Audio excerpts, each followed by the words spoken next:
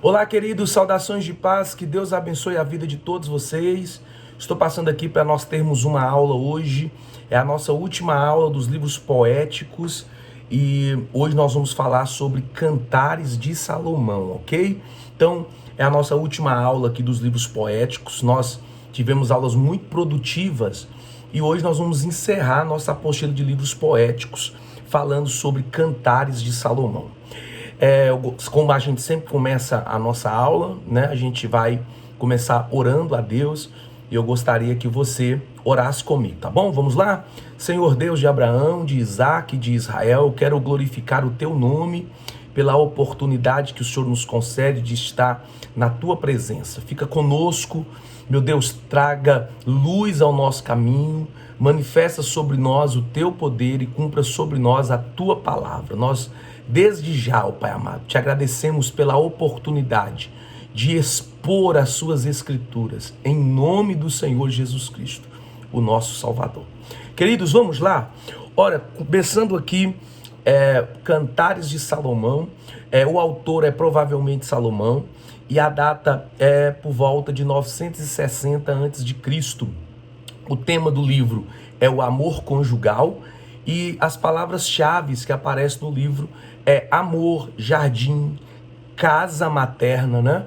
O versículo-chave do livro está no capítulo 6 de Cantares, versículo 3, e eu quero ler com vocês, tá bom? Cantares, capítulo 6 e versículo 3, que diz assim, ó, Cantares, capítulo 6 e versículo 3. Eu sou do meu amado e o meu amado é meu.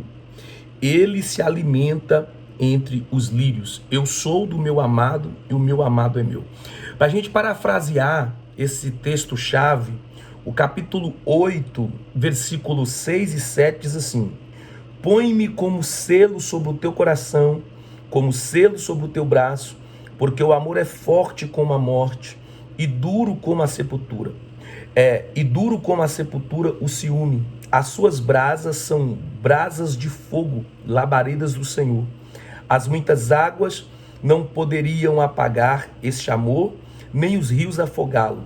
Ainda que alguém desse toda a fazenda de sua casa por este amor, certamente a desprezariam, né? Então, a gente leu aqui os dois textos chaves aqui para o Cantares de Salomão e nós vamos introduzir essa matéria. No volume sagrado que nos transmite a mensagem que incendeia a esperança do amor de Deus, Cantares de Salomão é o único livro que tem o amor como seu tema exclusivo. Então, quer dizer, o autor aqui, Salomão, ele foca no amor aqui específico sobre a Sulamita, né, que nós vamos falar um pouco mais à frente. O assunto manuseado com grande habilidade e introspecção, numa série dramáticos de cânticos, centraliza num único casal e é ligado pelo aparecimento e reaparecimento de grupos subordinados, tais como as filhas de Jerusalém e os guardas, bem como pela repetição de estribilhos significativos. Os cânticos são embelezados pela rica imaginação oriental e contém lindas descrições de cenas naturais. Em nenhuma parte da escritura, a mente sem espiritualidade pisa o terreno tão misterioso e incompreensível como neste livro. No entanto, os mais piedosos têm achado nele uma fonte de gozo espiritual. Que o amor do divino marido seguisse todas as analogias da relação matrimonial. Parece mal somente às mentes tão depravadas que o desejo marital em si parece-lhe profano. A interpretação é dupla. Primeiro, o livro é a expressão do coração de Jeová para com Israel, a esposa terrestre. Segundo, atualmente repudiada, mas para ser restaurada, contudo, não é a nação de Israel. A segunda é a mais ampla interpretação, que apresenta Cristo, o Filho e a sua noiva celestial, a igreja. Então, nós vamos encontrar aqui dois importantes assuntos para que a gente trate dentro de Cantares de Salomão. O pano de fundo aqui é o relacionamento conjugal, marital, entre o marido e a sua esposa, né? Que aqui passa-se pela história de um casal, que é Salomão e a Sulamita. A ideia inconsistente de que esse livro só fala de um relacionamento é uma ideia iníqua, né? Visto que esse livro nos transmite duas mensagens importantes. A primeira mensagem é a ideia de um Deus que se relaciona com a sua esposa, né? Que aqui é Israel, né? Então, a primeira ideia do livro é esse Deus que se relaciona com Israel. E no segundo momento, é Cristo que se relaciona com a sua igreja, né? Então, no primeiro momento, um Deus que se relaciona com Israel. A gente pode apontar isso ao Velho Testamento. E no Novo Testamento, a ideia é do Cristo, né? Do Filho de Deus, que se relaciona com a sua igreja. Nesse sentido, o livro tem 6 divisões. A noiva contemplada em tranquila comunhão com o noivo. Segundo, um lapso e a restauração. Terceiro, gozo de comunhão. Quarto, separação de interesses. A noiva satisfeita, o noivo trabalhando para os outros. 5, a noiva procurando e testemunhando. 6, comunhão ininterrupta. O título hebraico deste livro pode ser traduzido literalmente por o Cântico dos Cânticos. Expressão essa que significa o maior cântico ou o melhor dos cânticos. Assim como o Rei dos Reis significa o maior rei, portanto, o maior cântico nupcial já escrito. Significa o melhor dos 1005 cânticos de Salomão. 1 Reis, capítulo 4, versículo 32, diz que Salomão escreveu coisa de 1005 cânticos. Mas esse aqui, o nome dele é dado de Cântico dos Cânticos, ou o melhor dos cânticos. Isso quer dizer que Cantares é o melhor dos cânticos já elaborados, já feitos por Salomão, né? O nome alternativo Cantares, ele se deriva da Vulgata, né? Esse nome é alternativo, ele se deriva da Vulgata. Os 8 capítulos do livro fazem referência a pelo menos 15 espécies diferentes de animais e 21 espécies de plantas. Esses 2 campos foram investigados e mencionados por Salomão em numerosos outros cânticos, 1 Reis 4:33. Finalmente, há referências geográficas no livro de lugares de todas as partes da terra de Israel, o que sugere que o livro foi composto antes da divisão da nação em Reino do Norte e Reino do Sul.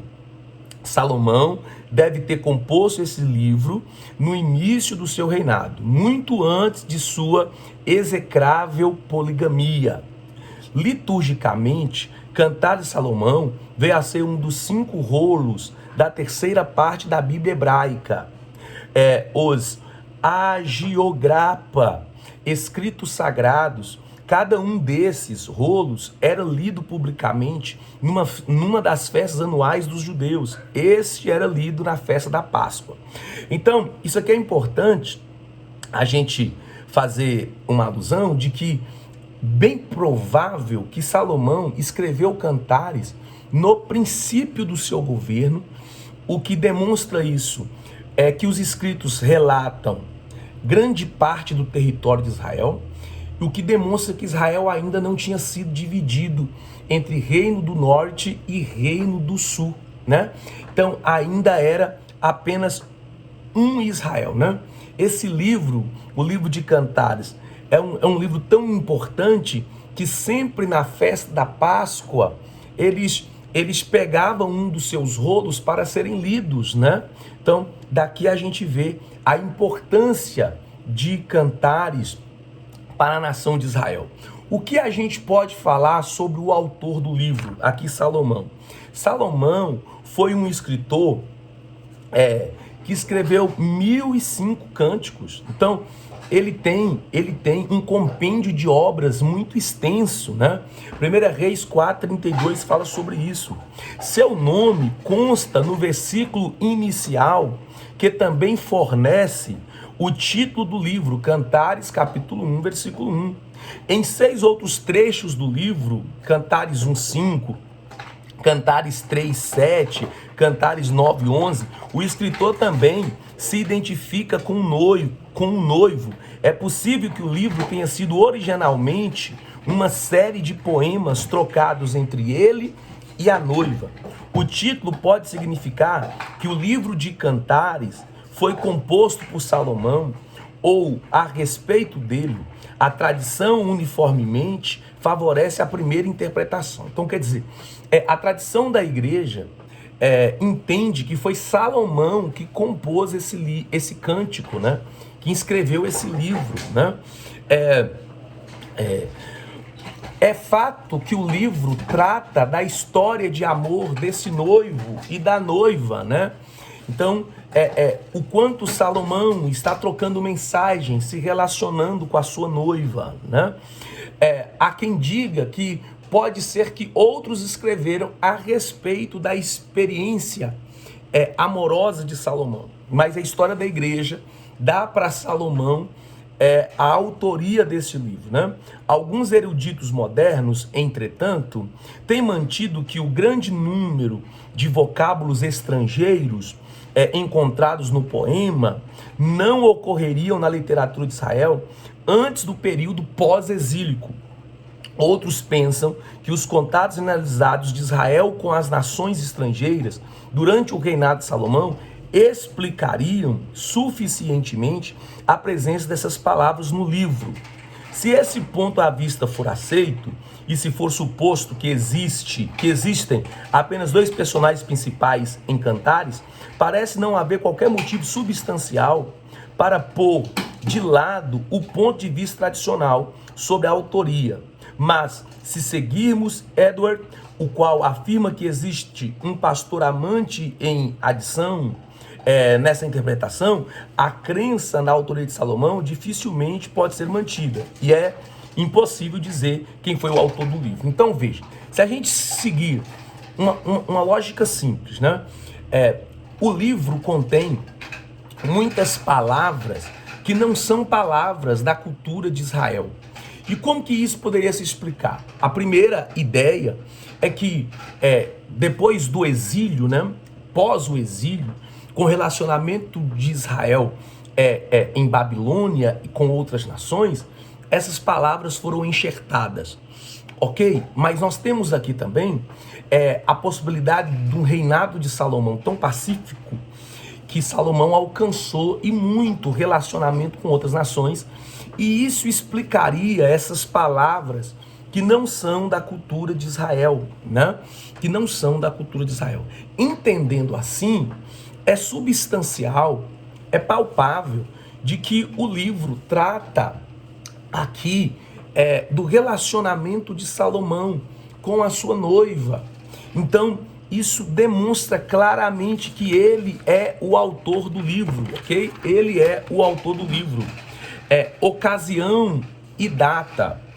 Embora Cantares não forneça informações precisas sobre o contexto, Salomão reinou em Israel entre 970 e 930 a.C. Linguagens e ideias similares também são encontradas na oração que Davi fez no templo de Salomão, no templo por Salomão e pelo povo durante a entronização de Salomão. As referências geográficas decididamente favorecem uma data anterior a 930 a.C. O autor menciona de maneira indiscriminada localidades tanto do Reino do Norte como do Reino do Sul. Engedi, Hermon, Carmelo, Líbano, Esmon, Jerusalém, são mencionadas como se pertencessem a uma única área política. Então, quer dizer, quando Salomão menciona todas essas áreas com uma menção de uma única área política, ele demonstra que Israel ainda não foi separado, ok? Quando nós falamos da interpretação deste livro, os judeus devotos, desde o primeiro século de nossa era, têm considerado os Cânticos dos Cânticos, né, o livro de Cantares, como uma alegoria que representa as relações de Jeová com Israel. Então, quer dizer, dentro da cultura judaica, o judeu ortodoxo, desde o primeiro século dessa nossa era cristã, ele entende que o livro de Salomão, ele demonstra uma cultura alegórica, né? Essa cultura alegórica revela o relacionamento de Jeová, de Deus, né, com Israel, né? Já o rabino Akiba afirmou que esse livro era um presente de inestimável valor para Israel e o mais santo de todos os escritos sagrados. A exegese cristã, desde os dias de Orígenes, tem visto nas cenas do livro a representação do amor de Cristo para com sua igreja. Então, o amor de Cristo, o noivo, para com a sua igreja, a noiva. Delintes mantinha que Cantares é um diálogo dramático em que Salomão e a Sulamita são os personagens principais. Seu amor tipifica o amor de Cristo e da igreja. Evert, conforme foi indicado acima, tomou uma diferente linha de interpretação. Ele interpretou o amado como um pastor, amante de quem a jovem estava noiva, antes de ser capturada e trazida para o palácio por um dos servos de Salomão, depois dela ter resistido com sucesso a todas as tentativas do rei para conquistar sua afeição. Ela é libertada e se reúne ao seu amante, com quem ela aparece na cena final. Aqueles que adotam essa interpretação veem em Salomão um tipo do mundo e veem no pastor um tipo de Cristo. A jovem representa a alma fiel que lealmente preserva sua fé, seu amor e sua obediência, a despeito da pressão e da tentação, resistindo a tudo como se visse o invisível. Quanto a este ponto de vista, as diversas seções de Cantares podem ser entendidas como segue. Cantares 1, 2 e 2,7. A jovem relembra seu amado no palácio onde Salomão promete adorná-la de joias. 2,8. A jovem relembra uma visita feita certa ocasião por seu amado e um sonho que se seguiu a isso. Cantares 3,6. A jovem é novamente visitada e louvada por Salomão. Cantares 4,8. Imperturbável, a jovem relembra as palavras de seu amado e antecipa o seu dia de casamento com ele. Cantares 5,2. A jovem relata o sonho e descreve o seu amado. Cantares 6,4. A jovem recebe mais uma visita de Salomão, que faz nova tentativa de conquistar a sua afeição. Cantares 7,10. A jovem, mantendo sua lealdade ao seu amado ausente, auseia-se por sua companhia. Cantares 8,4. A jovem retorna para casa com seu amado e declara-lhe sua fidelidade. Tem sido feitas tentativas para mostrar a existência de coro nos cantares, mas não conseguem convencer devido à ausência de indicações sobre isso no próprio livro. A teoria de que os cantares é uma coleção de cânticos que eram cantadas por ocasião das celebrações de casamento, apesar de poder lançar alguma luz sobre a estrutura de certas porções do poema, divide o relato por causa da evidente unidade do livro. O que nós podemos então entender? É claro que essa ideia do Evert não é uma ideia consistente de que há um outro personagem no livro que não seja Salomão e a Sulamita. Ele coloca aqui um terceiro personagem que seria o pastor, e que o pastor seria o amante da Sulamita, quem ela amava. e por conta disso ela vai resistir a Salomão pelo pastor. Essa interpretação, apesar de ser apoiada por alguns eruditos, ela não é palpável. É muito claro no livro a evidência histórica de que o livro trata-se da história de amor de Salomão. Esse é o pano de fundo, a história de amor de Salomão com a Sulamita, né? E o livro denota, é palpável o seu valor profético, tanto dentro da cultura de Israel, de entender que ali é revelado, né, alegoricamente, o amor de Jeová por Israel, quanto quando nós olhamos para a igreja, o amor de Cristo, o noivo, para com a noiva, a igreja, né?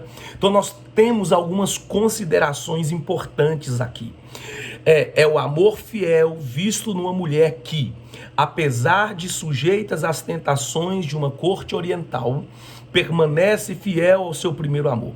Ela, uma menina do norte, atrai a atenção do rei, que a traz para Jerusalém e lhe oferece todo tipo de persuasão para que se torne esposa do rei. Mas, após a recusa final, lhe é permitido retornar à sua terra, ao seu amor e ao seu pastor que vive no campo.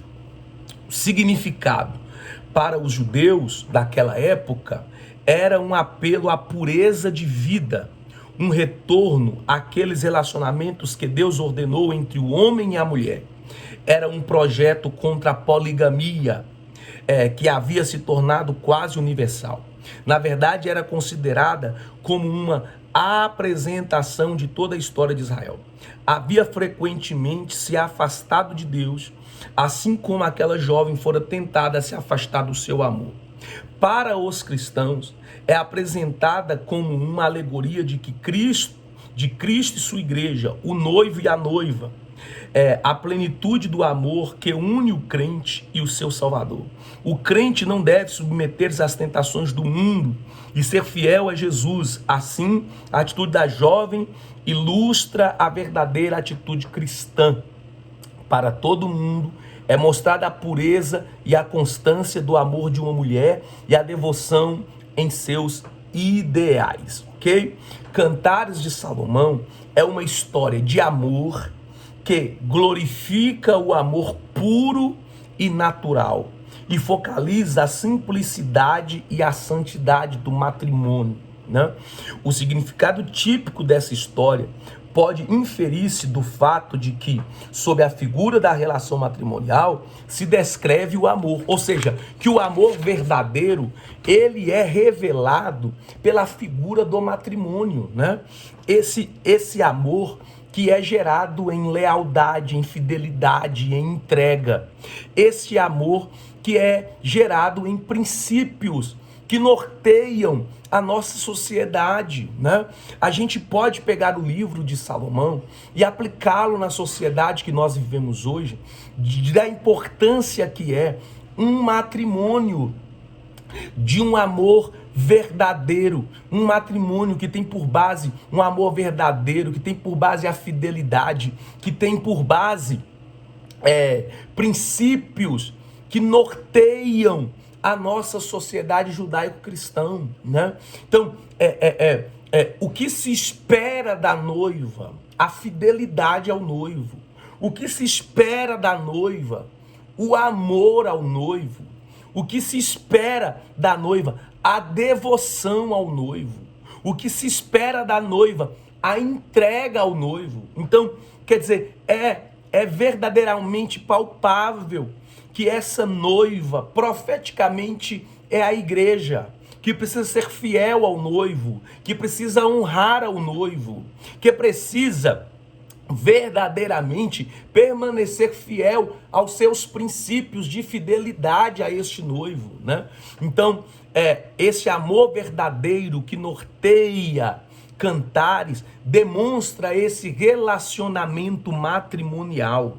Como cântico, tem 6 estrofes ou poemas, cada uma das quais trata de determinado aspecto do amor de noivado ou do amor conjugal entre o noivo e sua noiva. o estado virgem da noiva é descrito pela expressão jardim fechado em Cantares 4:12. E a consumação do casamento como entrar no jardim para colher seus frutos excelentes, Cantares 4:16.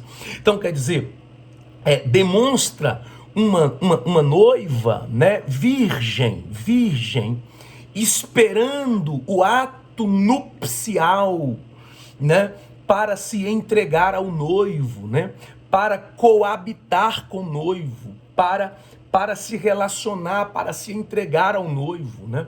O que demonstra que essa virgindade que aponta para a pureza da igreja, é a virgindade que o noivo espera da igreja para se encontrar no arrebatamento, né? Essa igreja que será arrebatada, essa igreja que é tipificada pelas virgens prudentes, né, do evangelho de Mateus 25. Então, essa noiva, essa virgem que se prepara, o estado, a maioria dos diálogos transcorre entre três tipos de personagens. A noiva, uma donzela sulamita, o noivo e o pastor.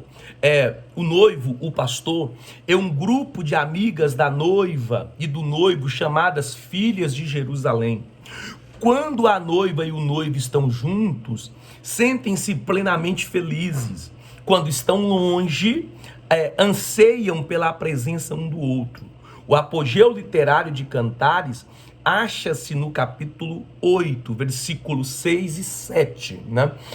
Então quer dizer, a noiva não consegue ficar longe do noivo, e nem o noivo consegue ficar longe da noiva.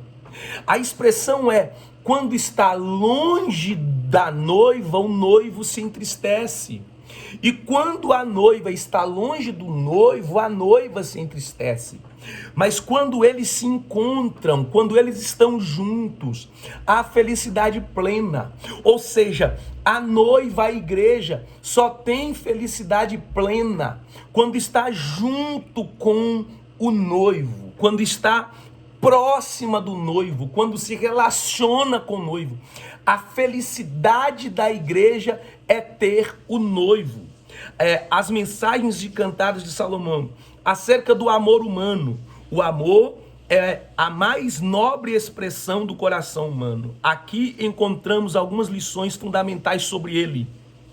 Sua base é a satisfação mútua. O amor de um completa o outro e faz com que o amor de qualquer outra pessoa seja excluído. Então, a base é a satisfação mútua. Quem ama se entrega. Ele não precisa de outro relacionamento. É o noivo que ama a noiva. É a noiva que só se entrega ao noivo. Este é a primeira base deste amor. É entrega, é fidelidade. Cantares 2 e 3. Sua força é uma fonte, indestrutível. Cantares 8, 6 e 7. E é um fogo inextinguível. Então quer dizer, a força deste amor é uma fonte indestrutível. Nada pode abalar esse amor. Essa chama que queima é uma chama de um fogo inextinguível, um fogo que não se apaga, né? Isso é tremendo demais. O que é relatado em Cantares 8, né? É tremendo demais. Em 1 Coríntios 13, a Bíblia diz que o verdadeiro amor tudo suporta, tudo espera, não é isso? Sua bênção é uma fonte de alegria, descanso, paz e coragem. Então quer dizer, o que esse verdadeiro amor gera? Gera a bênção. E o que é a bênção? É a verdadeira, é a fonte dessa alegria, que gera descanso, que gera paz, que gera coragem de enfrentar os desafios diários que a vida impõe. Os obstáculos que a vida impõe não são nada diante deste amor. Este amor gera coragem para enfrentar os desafios que a vida impõe. Sua grandeza é a maior coisa no relacionamento humano e também a maior na religião. Constitui o maior alto valor definido da vida. Então, quer dizer, a expressão deste amor, a grandeza deste amor. Este amor é tão grandioso que há um texto no Evangelho de João 3,16 que diz: Deus amou o mundo de tal maneira que deu seu Filho unigênito para que todo aquele que nele creia não pereça, mas tenha a vida eterna. A expressão de um amor de entrega, né? Quando nós olhamos acerca da religião, são 3 as sugestões. A nossa religião, primeiramente, uma religião de amor. Quer dizer, a base de qualquer fé, de qualquer religião, é o amor. Isso se tornará mais claro se aplicarmos a esse pensamento a base, a força, etc., dadas abaixo, né, que nós falamos, dadas acima. O amor humano é santificado pela religião, que o encara fora do ciclo da luxúria. Então, quer dizer, o amor não tem nada a ver com a luxúria, não tem nada a ver com coisas circunstanciais e momentâneas. Mas esse verdadeiro amor lança fora todos os nossos medos. A vida religiosa tem a sua melhor expressão nos termos do amor humano, tais como afeto, autorrenúncia, fidelidade, etc. Então, quer dizer, não tem religião, não tem fé, se não tiver amor. Esse amor é a base desse relacionamento. Cantares têm algumas características especiais. Na qualidade de poema hebraico, estes cantares ou estes cânticos passam repentinamente de personagem para personagem e de cena para cena. A identificação é feita geralmente pelos pronomes usados, nomes dos personagens principais: noivo, masculino, príncipe da paz, sulamita, a noiva, feminino, pretendente da paz, correspondente, por exemplo, a Júlio e Júlia, Mário e Maria. Quer dizer, a sulamita é o feminino de Salomão, né? Então, sulamita. Sulamita é o feminino de Salomão, né? Se o nome Salomão significa príncipe da paz, né? E o nome da sulamita seria, o feminino seria pretendente da paz, né? Então, ambos apontam para algo pacífico, né? Então, Salomão, sulamita é o feminino de Salomão. Os laços matrimoniais são uma figura favorita usada por muitos dos profetas e dos apóstolos para representar a relação de Deus para com seu povo. 4 características principais assinalam Cantares de Salomão. Olha quais são elas. Primeiro, é o único livro da Bíblia que se trata exclusivamente do amor, especificamente o amor conjugal. Segunda, é uma obra-prima incomparável na literatura, repleta de linguagens imaginativa, discreta, mas realista, tomada principalmente do mundo da natureza. São várias as suas metáforas e linguagens descritivas que retratam a emoção, o poder, a beleza, o amor romântico, né, e conjugal, né, que era puro, casto entre os judeus. O povo de Deus, nos tempos bíblicos, era a sua primazia, eles priorizavam, né, um relacionamento puro, verdadeiro, né?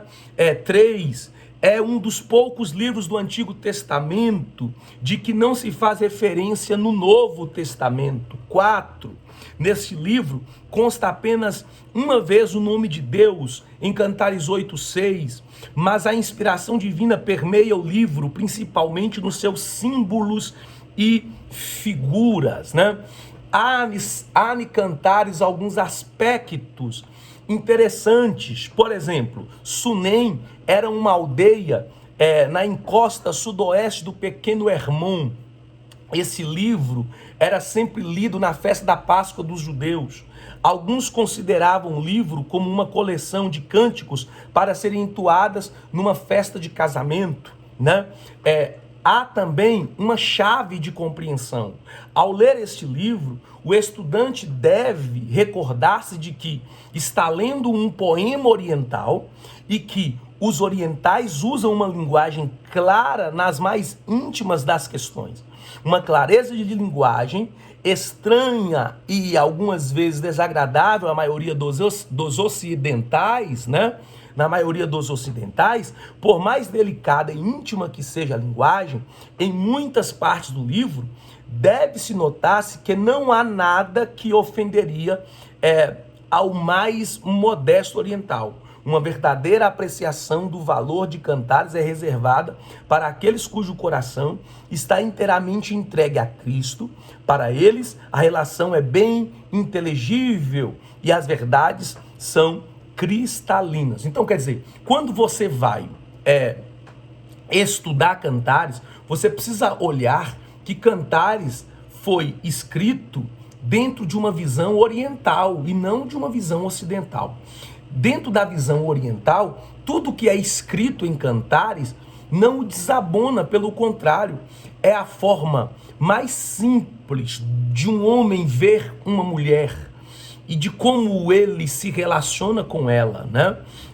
Quando nós olhamos para o Novo Testamento, Cantares de Salomão prenuncia um tema do Novo Testamento revelado ao escritor de Hebreus.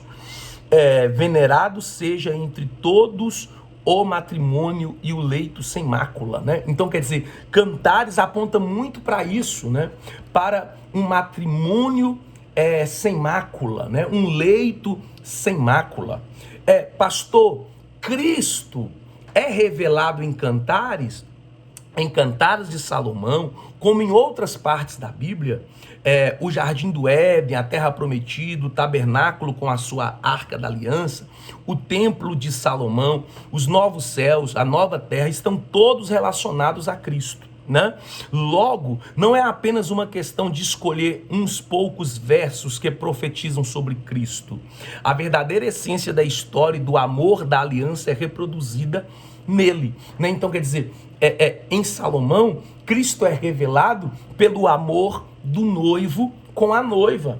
E aí entra mais uma pergunta. E o Espírito Santo, ele age em Cantares? O Espírito Santo está em ação em Cantares? De acordo com Romanos, capítulo 5, versículo 5, o amor de Deus está derramado em nosso coração pelo Espírito Santo. Baseado em Jesus Cristo, o Espírito Santo é o poder de ligação e união do amor.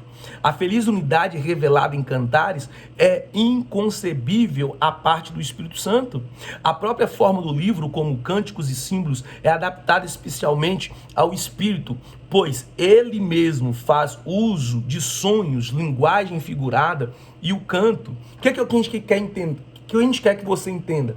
Se por um lado Cristo está revelado na pessoa do noivo, que cuida da noiva, que ama a noiva, o amor aqui é a revelação do próprio Espírito Santo, né? Então o amor aqui revela o Espírito Santo. Quando nós olhamos para o capítulo 1 de Cantares de Salomão, ou Cântico dos Cânticos, este é o título que o próprio texto hebraico atribui, né? Cântico dos Cânticos. Este livro significa o melhor ou mais grandioso dos cânticos. Entre os 1005 cânticos de Salomão, este é o melhor deles, né? O principal deles, né? O versículo 5 do capítulo 1 fala sobre as tendas de Quedar, e estas tendas eram geralmente feitas de pelos negros de cabra. Quedar era uma tribo árabe constituída de descendentes de Ismael. Por isso, alguns estudiosos entendem que a noiva do livro de Cantares era uma princesa árabe. Então, quer dizer, quando fala sobre as tendas de Quedar, né? E isso era pelos negros de cabra, né? Que eram muito utilizados por essa tribo árabe, a tribo de Quedar. Pode denotar duas coisas. Primeiro, que essa noiva, ela podia ser negra, né? Daí a alusão a tendas de Quedar, né? E que ela poderia ser uma princesa árabe, né? Ou seja, ela podia ser não da tribo de Israel. A vinha que me pertence não aguardei, versículo 6, os cruéis irmãos da donzela forçaram-na a guardar e cuidar de suas vinhas, algo que ela nem fizera pela sua própria vinha. Esse trabalho em pleno sol pode ser a razão de ela ter a pele escura, a contrastar com a beldades de Jerusalém. Ainda assim, o trabalho duro não extinguiu sua verdadeira beleza. O que ela está dizendo? Que ela não cuidou das próprias vinhas, mas que ela cuidou das vinhas dos irmãos. E para ela cuidar das vinhas dos irmãos, ela teve que enfrentar o sol escaldante do deserto. E isso queimou a sua pele, lhe fazendo a sua pele ser negra. E apesar da sua pele ser negra, isso não extingue a sua beleza, pelo contrário. Mesmo ela tendo a pele queimada, ela se tornou, ao olhar de Salomão, muito mais bela do que as mulheres de Jerusalém. O versículo 9, quando a Bíblia diz amiga minha, o hebraico diz aqui literalmente companheira. Era um termo carinhoso empregado antes do casamento. A alusão aos cavalos era, no contexto histórico da época, um elogio. Então, quer dizer, há aqui no versículo 9, primeiro, o termo amiga minha, que no original fala da companheira. Esse termo era usado antes do casamento.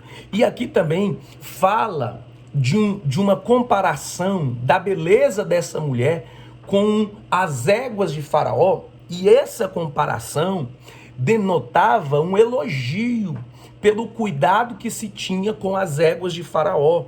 Enfeites de ouro com pregos de prata, versículo 11, em contraste com suas roupas humildes de pastora, ela seria adornada com joias de ouro e prata, né? Então nós temos aqui toda essa extensão do livro, né?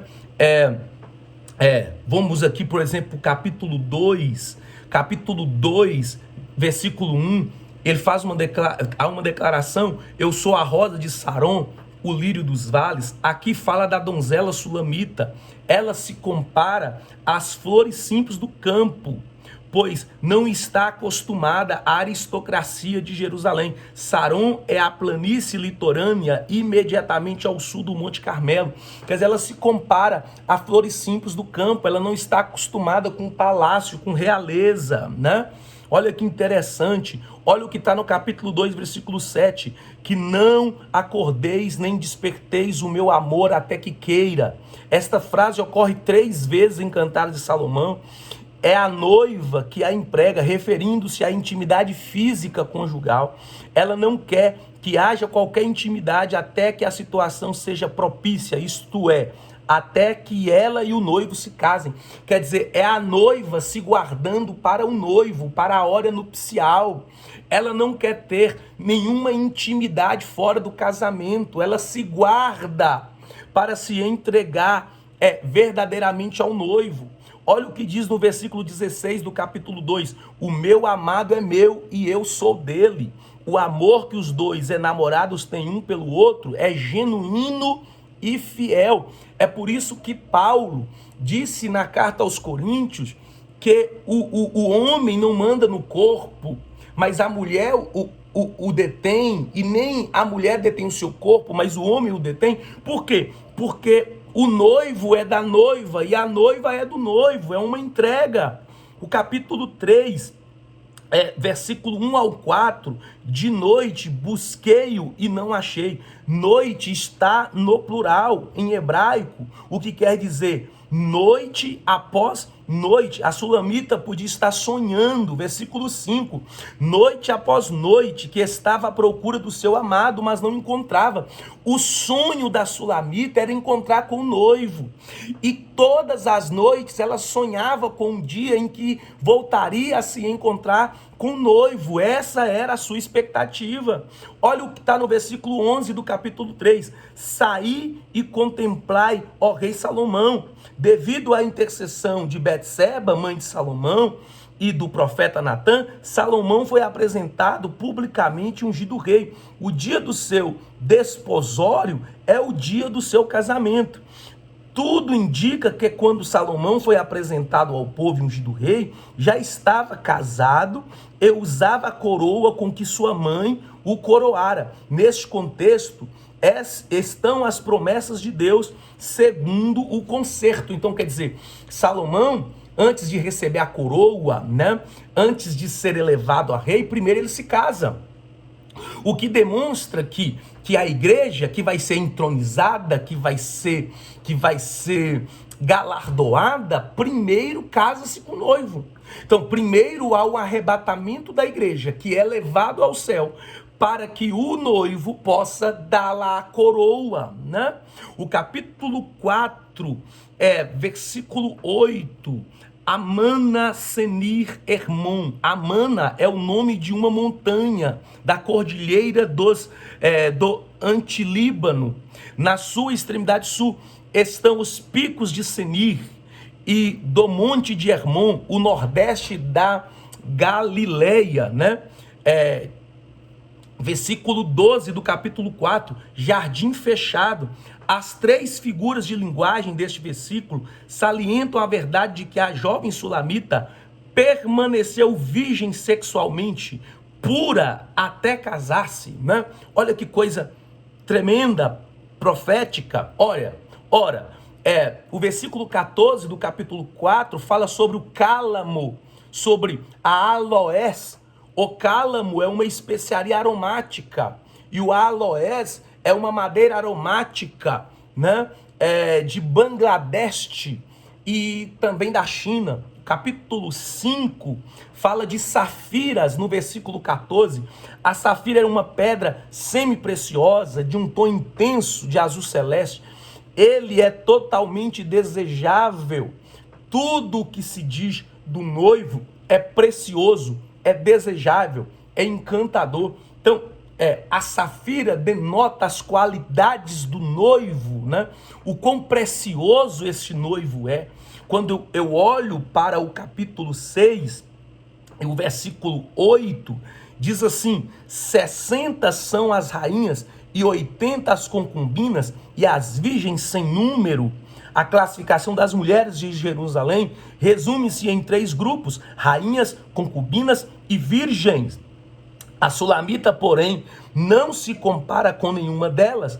Ela é a única do seu tipo e numa classificação à parte. Então, quer dizer, quando se classifica essas mulheres de Jerusalém, essas mulheres de Jerusalém se classifica como rainhas, como concubinas, como virgens, mas a sulamita está colocada à parte.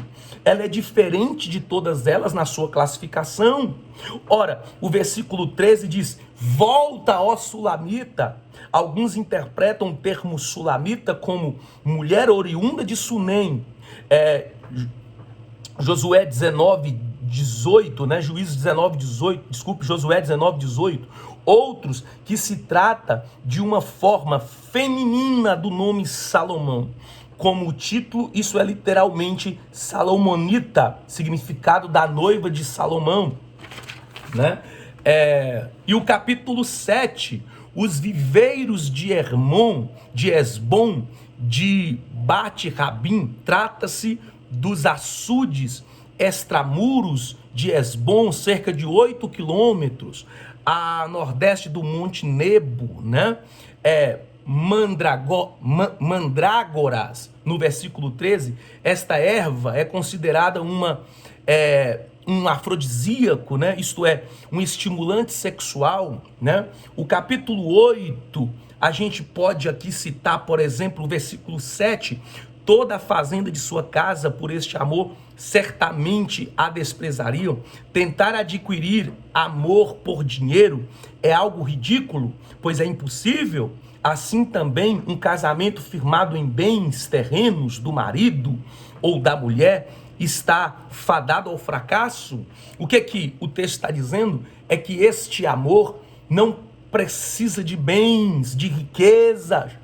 Esse não é o foco deste amor, mas esse amor é um amor verdadeiro, Olha o que está no versículo 9: se ela for um muro e se ela for uma porta, se a irmã mais jovem for um muro que resista à tentação, as filhas de Jerusalém a adorná-lo-ão, isto é, a prepararão para o casamento. Se ela for uma porta que se abra à tentação, elas farão tudo o que for necessário para protegê-la da corrupção. A minha vinha está diante de mim, versículo 12.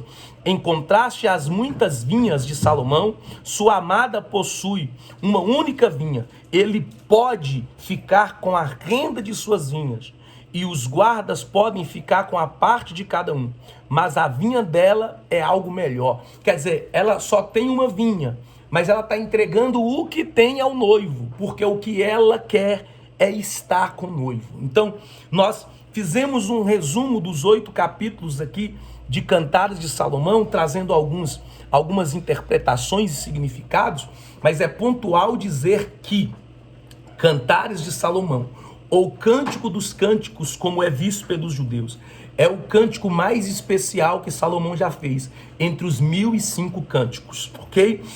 Cantares de Salomão é a expressão para a cultura judaica do amor de Jeová, do amor de Deus para com Israel. E dentro da concepção cristã, é a expressão do amor do noivo para com a noiva, né? E a sua entrega. Esse livro é profético e por conta disso, sempre no Pessa, ou seja, na festa da Páscoa, os judeus leem o rolo de Cantares, né? Que expressam não um amor pecaminoso, mas um amor matrimonial, marital, né? Um amor de verdade do noivo para com a noiva, de uma noiva que espera o encontro com o noivo, se guarda virgem para o encontro nupcial. Então, é um livro maravilhoso e eu espero que Deus possa ter trazido luz ao teu caminho através dessa aula e ter falado ao teu coração, tá bom? Que Deus te abençoe de forma especial. A gente retorna para uma próxima aula. Fique com Deus e a paz do Senhor. Senhor Deus de Abraão, nós te glorificamos pelos teus feitos memoráveis e pela tua palavra, meu Deus, porque estamos aqui para cumprir a tua vontade, que é boa, perfeita e agradável. Muito obrigado por tudo, fica conosco, em nome do Senhor Jesus Cristo, o nosso Salvador. Que Deus abençoe vocês, uma ótima noite a todos e fiquem na paz do Senhor.